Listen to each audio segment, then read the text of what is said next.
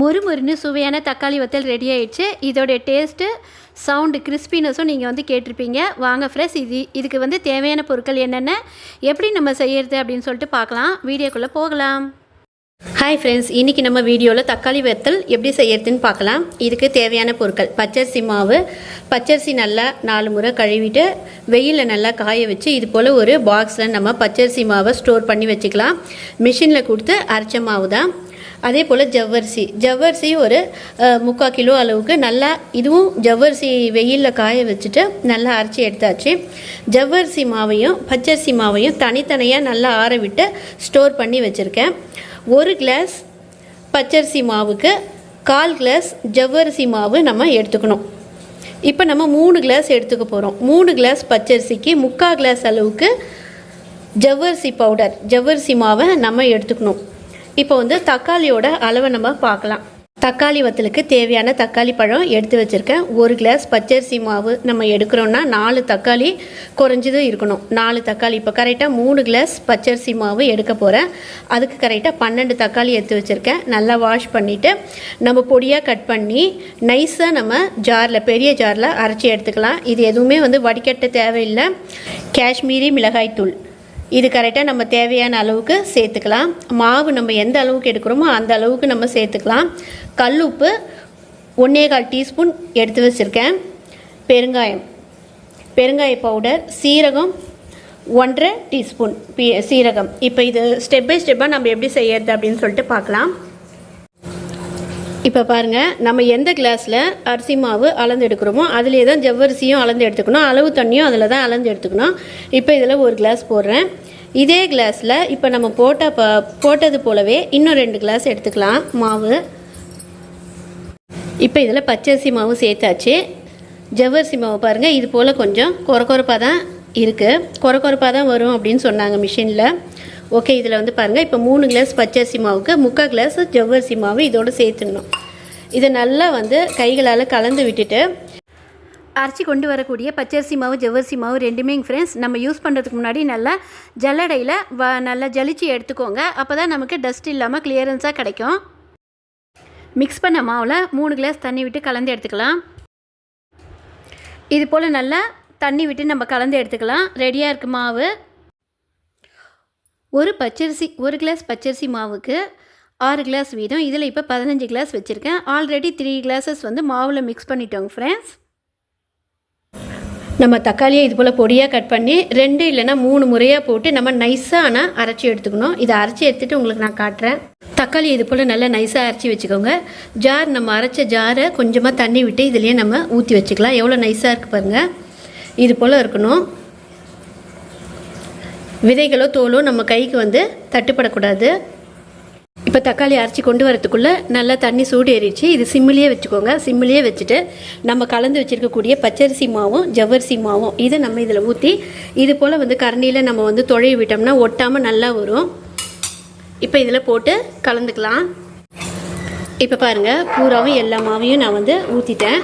இப்போ கைவிடாமல் நம்ம வந்து கலந்து விடணும். சிம்மிலேயே வச்சுக்கோங்க ஒரு 5 நிமிஷத்துக்கு. இல்லைன்னா வந்து மாவு கட்டியாக ஆகிடும்.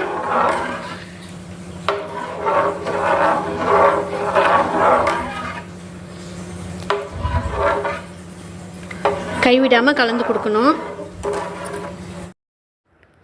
1 கிளாஸ் பச்சரிசி மாவுக்கு நம்ம சேர்க்கக்கூடிய தண்ணியோட அளவு 6 கிளாஸ். அதாவது ஜவ்வரிசி மாவும் மிக்ஸ் பண்ணி தான் நான் சொல்கிறேன். 6 கிளாஸ். நம்ம கரெக்டாக 15 கிளாஸ் குக்கரில் வச்சோம். மாவு கரைச்சி எடுக்கிறதுக்கு 3 கிளாஸ் எடுத்துக்கிட்டோங்க ஃப்ரெண்ட்ஸ். இதுக்கு மேலே தண்ணி தேவையில்லை. அப்படியே நம்ம வந்து மாவை நல்லா கிளறி விடும்போது கெட்டிப்படுது அப்படின்னு சொன்னால் சுடுநீர் சேர்த்துக்கலாம். நம்ம அரைச்சி சேர்க்கக்கூடிய பச்சரிசியை அரைச்சி சேர்க்கக்கூடியதுக்கும் அதே அளவு தான். கல்லுப்பு 1/2 டீஸ்பூன் வந்து இதிலே சேர்த்துக்கலாம். மாவு வந்து நமக்கு கெட்டிப்படுறதுக்கு முன்னாடியே சேர்த்துக்கிட்டோம்னா உப்போட அளவு ஈவனாக இருக்கும்.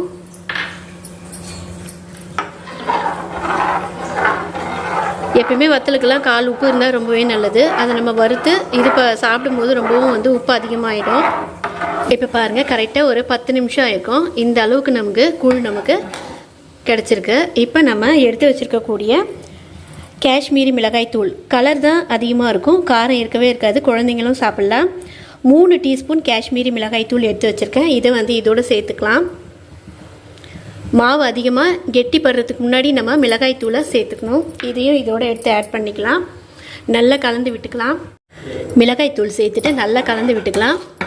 மிளகாய் அங்கங்கே கட்டி கட்டியாக இருக்கிற மாதிரி இருக்கும். ஆனால் நல்லா நம்ம கலந்து விட்டுட்டோம்னா அது நல்லா மாவோடு சேர்ந்து நமக்கு வெந்து வந்துடும். நல்லா கலந்து விட்டுடலாம். நமக்கு நல்லா வத்தல் கூழ் நல்லா வெந்து வரணும் அப்படின்னாக்கா 25லேருந்து 30 நிமிஷம் ஆகுங்க ஃப்ரெண்ட்ஸ். இப்போ நம்ம வெந்துடுச்சா அப்படின்னு சொல்லிட்டு ஒரு 20 நிமிஷத்துக்கு கழிச்சே நம்ம பார்க்கலாம். கையை நல்லா நனைச்சிட்டு ஈரத்தில் ஒரு தண்ணியில் கையை தொட்டு பார்த்தோம்னா மாவு நல்லா ஒட்டாமல் வரணும். ஒட்டுச்சுன்னா மாவு நல்லா வேகலைன்னு அர்த்தம். இது போல் பார்த்து தெரிஞ்சுக்கலாம். இப்போ பாருங்கள் ஃப்ரெண்ட்ஸ், இப்போ ஸ்டவ் ஆஃப் பண்ணிட்டேன். நல்லா நமக்கு மாவு நமக்கு வெந்து வந்துடுச்சு. இது போல் வந்து ஈரமாக்கிக்கிட்டு தொட்டு பாருங்கள். கையில் வந்து ஒட்டலை, லேசாக தான் ஒட்டுது. ஓகே, இப்போ பாருங்கள் ஃப்ரெண்ட்ஸ், நம்ம சூடாக நம்ம இறக்கி விட்டோன்னே மேலே வந்து லைட்டாக ஏடு படிஞ்ச மாதிரி வருது. இதுதான் நமக்கு கரெக்டான கன்சிஸ்டன்சி. இது பாருங்கள், கஞ்சி நமக்கு நல்லா வெந்து வந்திருக்கு. இப்போ நம்ம சூட்டோடவே கரெக்டாக வத்தல் விடுறதுக்கு முன்னாடி நம்ம வந்து இந்த கஞ்சி ஆறவே கூடாது. ஆறாமல் டக்குன்னு வந்து விட்டுட்டோம்னா கெட்டிப்படாமல் இருக்கும். சுடு தண்ணி நமக்கு தேவையே இல்லை. அளவு தண்ணி நம்ம கரெக்டாக வச்சுருக்கிறதுனால 1.5 டீஸ்பூன் சீரகம், 1 டீஸ்பூன் அளவுக்கு பெருங்காயம் சேர்த்துக்கோங்க. கேஸ்ட்ரிக் ப்ராப்ளம் இல்லாமல் இருக்கும். எந்த வத்தலாக இருந்தாலும் பெருங்காயம் சேர்த்துக்கோங்க. இப்போ இதை நல்லா கலந்து விட்டுட்டு நம்ம அரைச்சி வச்சுருக்கக்கூடிய தக்காளி, இந்த தக்காளியை நம்ம இதோடு சேர்த்துக்கலாம். நம்ம இறக்கி வச்சுட்டு லாஸ்ட்டு ஃபைனலாக தக்காளி சேர்த்தா தான் அதோடைய வாசமும் அதோடைய ஃப்ளேவரும் நமக்கு நல்லாவே கிடைக்கும். இப்போ நம்ம அரைச்சி வச்சுருக்கக்கூடிய தக்காளியை இதெல்லாம் சேர்த்துடலாம். நல்லா கிண்டி விட்டுடலாம். நமக்கு எவ்வளோ நல்லா கலர்ஃபுல்லான தக்காளி வத்தல் விடுறதுக்கு மாவு நமக்கு கிடச்சிச்சு பாருங்கள். சூப்பராக இயற்கையான முறையில் நம்ம வந்து கடையில் நம்ம வாங்கும்போது கலர் மிக்ஸ் பண்ணி தான் வந்து தக்காளி வத்தல் வரும். இது போல் நம்ம வீட்லேயே செய்யும்போது குழந்தைங்களோட ஹெல்த்துக்கு ரொம்பவே நல்லதுங்க ஃப்ரெண்ட்ஸ். எப்போ நம்ம வத்தல் விடும்போதும் நம்ம விடக்கூடிய துணியை நல்லா தண்ணியில் நனைச்சிட்டு பிழிஞ்சிட்டு விடுங்க. தரையிலையும் ஒட்டாது. வத்தல் நல்லா துணியில் ஒட்டாமல் நல்லா அருமையாக வரும். உடையவே உடையாதுங்க ஃப்ரெண்ட்ஸ். இப்போ பாருங்கள், தக்காளி வத்தல் விட்டாச்சு. வத்தல் 2 நாளில் இந்த அளவுக்கு காஞ்சி வந்திருக்குங்க ஃப்ரெண்ட்ஸ். இடையில ஒரு நாள் மழையாக இருந்தது. அதோட வெயிலும் சரியாக இல்லை. அதனால் ஃபேன் காற்றுலேயே நல்லா காய வச்சு எடுத்தேன். அதனால தான் உங்களுக்கு வந்து இந்த லாங் வீடியோ போட இவ்வளோ நாள் ஆயிடுச்சு. சாரிங்க ஃப்ரெண்ட்ஸ். இப்போ பாருங்கள், இது நல்லா இன்றைக்கி ஒரு நாள் வெயிலில் காய வச்சு நான் உங்களுக்கு வீடியோ போடுறேன். ஃப்ரெண்ட்ஸ், நல்லா 3 டேஸ் வெயிலில் காய வச்சு எடுத்தாச்சு. இதில் மாவெல்லாம் கொஞ்சம் திக்காக விட்டதெல்லாம் டார்க் கலராகவும், கொஞ்சம் மாவு கம்மியாக விட்டதெல்லாம் லைட் கலராகவும் இருக்குங்க ஃப்ரெண்ட்ஸ். இதை நம்ம எண்ணெயில் பொரித்து காட்டுறேன் உங்களுக்கு எப்படி இருக்குன்ட்டு பார்க்கலாம்.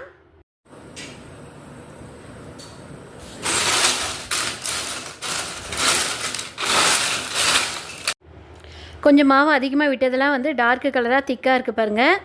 அதுவே கொஞ்சம் மாவு கம்மியாக விட்டதெல்லாம் நைஸாக பேப்பர் போல் இருக்குது. இது எல்லாமே வந்து ரெண்டுமே நல்லா காஞ்சிடுச்சு. இப்போ நம்ம எண்ணெயில் பொரிச்சு எடுக்கும்போது இதுக்கு அதுக்கு என்ன டிஃப்ரெண்ட் இருக்குன்றதை பார்க்கலாம். ஏற்கனவே எண்ணெய் நல்லா காஞ்சிடுச்சு. இப்போ 4 வத்தலை போட்டு பொரிச்சு எடுக்கலாம். 4 வத்தலை போட்டு பொரிச்சு எடுக்கும்போது பாருங்கள் எவ்வளோ அருமையாக நமக்கு பொரிஞ்சு வருது. எண்ணெய் நல்லா காஞ்சோடனே மீடியம் ஃப்ளேமுக்கு கொஞ்சம் கம்மியாக வச்சுருங்க. அப்போ தான் வந்து தக்காளி வத்தல்லாம் ரொம்ப அதிகமாக செவந்து வந்துடும். அதிக ஃப்ளேமில் வைக்காதீங்க. எவ்வளோ அருமையாக வறுத்து பாருங்கள் நமக்கு. இதே போல் எல்லா வத்தலும் வறுத்து எடுத்துகிட்டு உங்களுக்கு நான் காட்டுறேங்க ஃப்ரெண்ட்ஸ்.